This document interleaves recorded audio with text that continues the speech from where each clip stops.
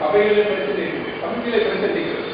அப்ப இந்த பிரச்சனை நாம் எங்கே சுகமாக தீர்த்துக் கொள்ளலாம் என்றால், இந்த பிரச்சனை இருந்தால் எங்க போலீஸ் ஸ்டேஷன்ல கோர்ட்டு போயிடும்.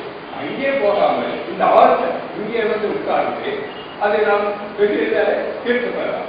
ஆகவே இதை விட ஒரு சிறப்பான இடம் எங்கேயுமே இல்லை என்பதை நாம் அறிந்து கொள்ள வேண்டும். இன்னொரு உதாரணம் சொல்கிறேன். இந்த ஆழ்த்த ஒரு நியாயத்தரமாக இருக்கிறது என்பதற்கு நான் அநேக காரியங்கள் சொல்ல முடியும். ஒன்றே பார்த்துட்டு சொல்கிறேன். ஒரு சமயம் போதற்கு ஒரு பாஷை கமிட்டி மெம்பருக்கு வருத்தம்.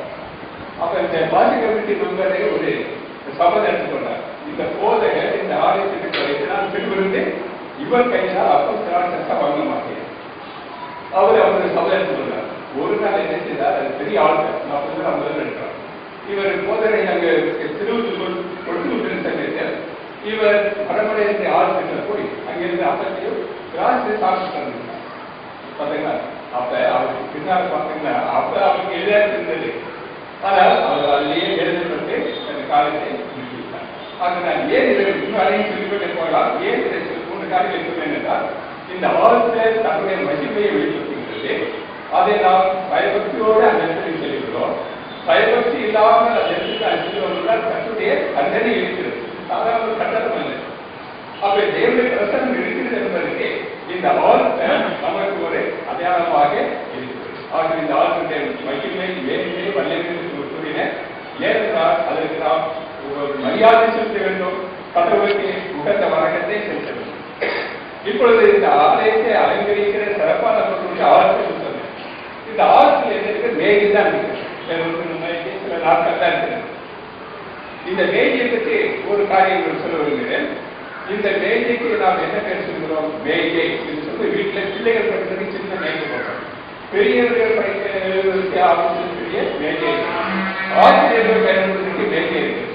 வீட்டில் டைனிங் டேபிள் இருக்கிறது. பெரிய அதிகாரிகளுக்கு உயர்தரக டேபிள், அதான் டேபிள் மேஜைன்னு சொல்லுவோம். ஆனால் நம்முடைய ஆசிரியர் மேஜைக்கு எதிர்க்க திரு மேஜை. நாங்கள் அதுக்கு என்ன சொல்கிறோம், சாதாரண மேஜையில திரு மேஜை, பரிசுத்த பீடம், பரிசுத்த மேஜை என்று ஆசிரியக்கிறோம். சில ஆலயங்கள் பார்த்தீங்கன்னா அலங்காரமாக அதை வடிவமைத்திருப்பாங்க. இப்போ நாம் அந்த கிளாஸ் போட்டு மூடிவிட்டோம். ஆனால் சில ஆலயங்களை நான் பார்த்திருக்கிறேன், மிக அழகாக நேர்த்தியாக வேலைப்பட்டாய் அப்படின்னு பார்த்திருக்கிறேன். ஆகிய அமிதமாக இந்த ஆலயத்திற்கு அவ்வளவு மேன்மை மகிமை இருக்கிறது சொல்லி அது உயர்ந்த மரத்திலே அழகாக வடிவமைத்து இருப்பாங்க. இந்த மேடையை போய் நம்ம வீட்டுக்குள்ள போவோமா, வீட்டுக்கு டைனிங் டேபிள் போடவே மாட்டோம். அப்ப இந்த பரிசுத்த மேடை, இது திரு மேடை. ஆகவே இந்த மேடை நமக்கு போதிக்கிற போதனை என்ன என்பதை நான் உங்களோடு பகிர்ந்து கொள்ள விரும்புகிறேன்.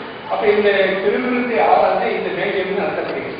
திருவிருந்துக்கு 9 பேர் இருக்கிறது. 9 பேர் மாத்திரம் சொல்லுகிறேன். இந்த 9 பேரிலே நான் கருத்து பண்ணிக்கிறேன். ஒன்று அப்பம் விற்குதல், வரலாற்று செயல். ஆண்டோடு நமக்காக துயரப்பட்ட நிகழ்ச்சியை நினைவு கூறுவதே அதை அப்பம் விற்குதல். இரண்டாவது கத்திரை ராபோஜனம். 1 படிக்கிறோம். அது இரவு வேலையில் ஆசிரிக்கப்பட்டபடியால் அந்த காலம் இரவு, எனவே அது கத்திரை ராபோஜனம்.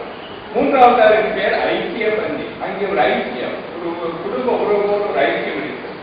நாலாவது அதற்கு பரிசுத்த நற்கருணை என்று இருக்கிறது. அதாவது வாழ்ந்தவர் குடிக்கிற அருள் சாதனம் அல்லது ஆசீர்வாதம் இலவசமாக கொடுக்கப்படுகிறது என்பதற்கு அடையாளமாக நற்கருணை, பரிசுத்த நற்கருணை என்று அழைக்கப்படுகிறது. ஐந்தாவது நன்றி